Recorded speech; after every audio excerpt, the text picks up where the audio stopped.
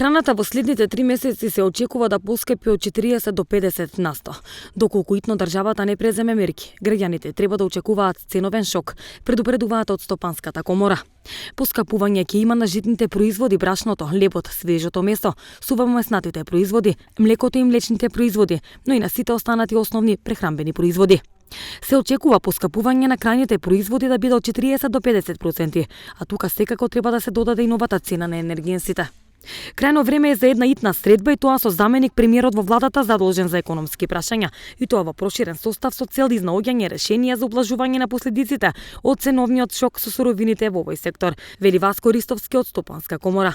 Во моментов цените на основните прехранбени продукти се повисоки од 5 до 10%. Од комората велат дека постојано се апелира до институциите за навремени мерки за да се ублажи ударот кој се очекува, но засега нема слух за нивните барања.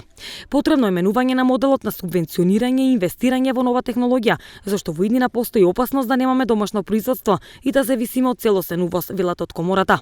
Причини за растот на цените е пандемијата, климатските промени, скапиот транспорт, недостиг на работна сила и растот на цената на енергенсите.